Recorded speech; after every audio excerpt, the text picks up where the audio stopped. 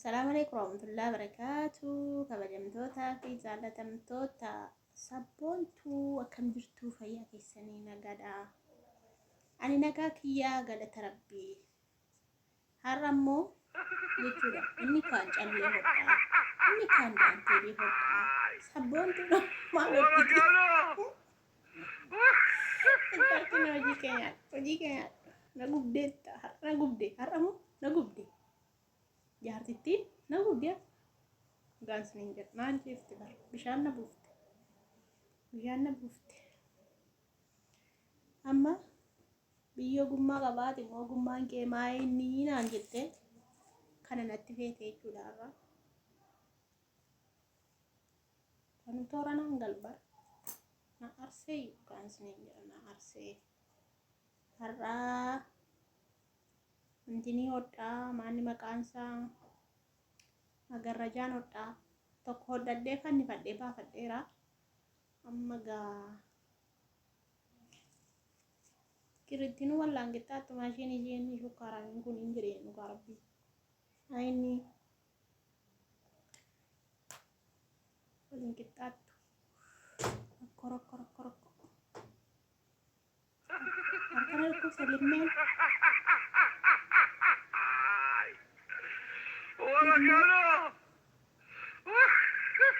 sambasu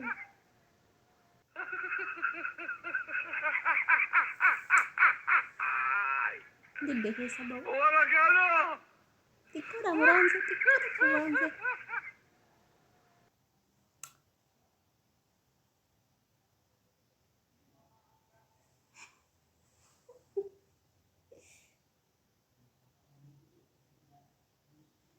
Abe Sambate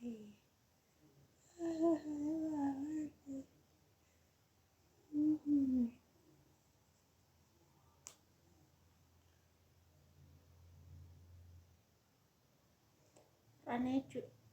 tokko hodhee baasee amma tokko qofannaa fe'u kan amma otuma hodhaa jiru jechuudha mana siifan hin jiran ture siifantuu fi qamisii jubalitti hodhee baasetu si dhaggeeffadhu kunoo kana hodhadhee baasee hin jira jechuudha kana hodhee baasee hin jira kunoo as keessan baasa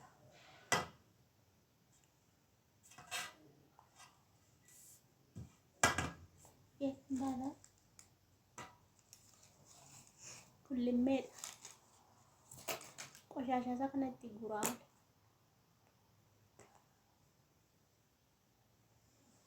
beektanii hodhitu isin hodhaan rakkoon jiru hodhaa ijoolleen hin jirtu naan jetti yuuseefitu ani immoo hin jira banaa jira silkiin harkanna dhukkubee kan isin hin jedhu birrii afurtamaan baasuttee na hodhisiisaa jirti amma cubbuun kiyyaan qabu dhugaan isin hin jedhu cubbuun kun qabu ay kufaati san viidiyoo waraabuu kanatti dhufu naannaritti naatti beekte kan viidiyoo waraabu hin beektu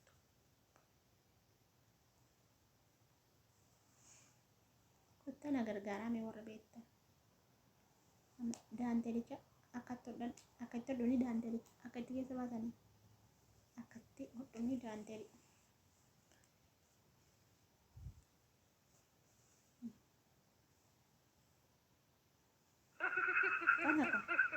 nuti kana hodhina biyya laata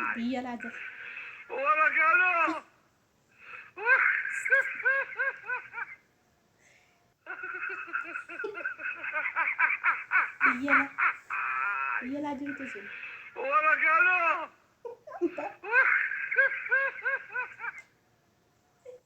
biyya laa jirtu naan galle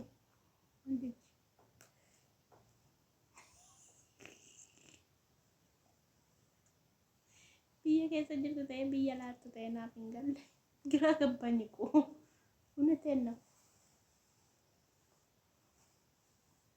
hojiidhaan akka birri gamsireedha nan hojjedhaan hojii nan lolin malee ani hojii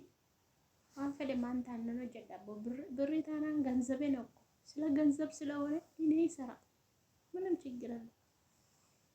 ጋስንኛ ብር ታናን waan fedhe ነው hojjedhaan ብር ታናን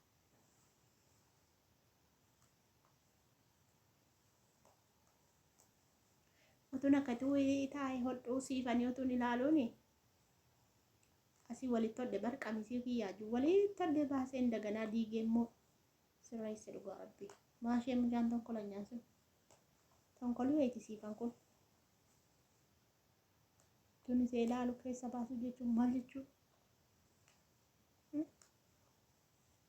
beektanii hodhitu sun dhugaa ijoolleen tokko tokkoon beektan miti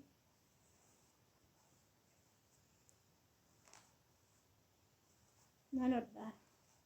bara dabarfachuuf yaa ijoollee keenya bara dabarfachuuf hodhuu lama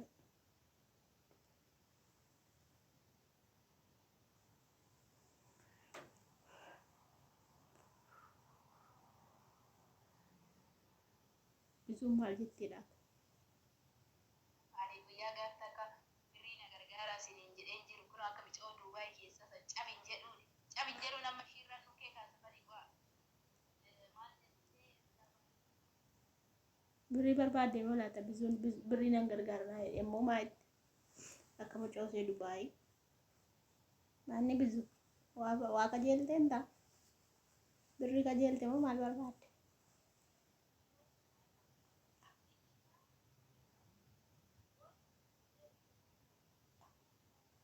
heekii kadhatti kan birriidhaan see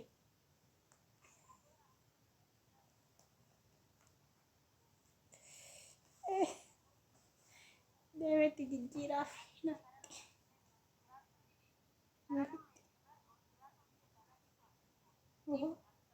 kanaanuu sabiskiraayib godheef hin jiru an qoyyaa taa'u daqiiqaa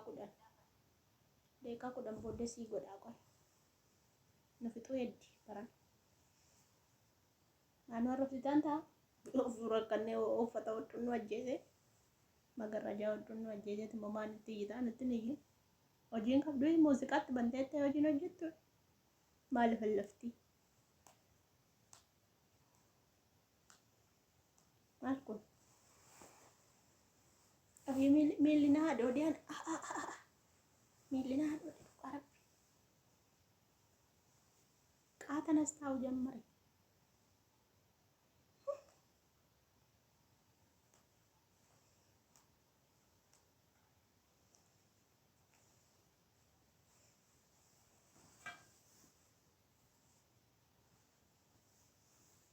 Soorati sore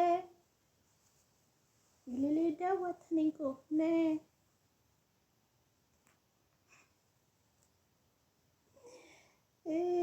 ya Rabbi kiyan sih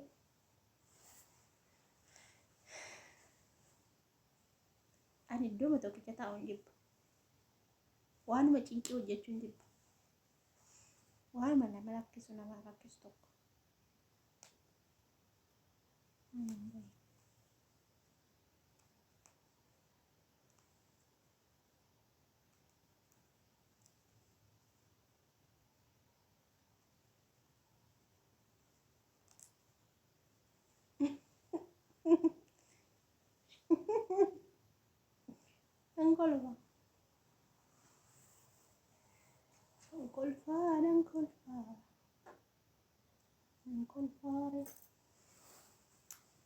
Angkolfa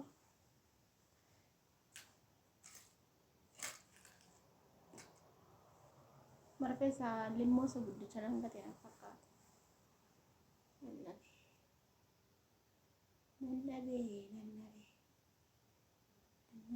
nannabe hojiin tuffatinaa hojii hojjedhaa hojii tuffatinaa achidhaa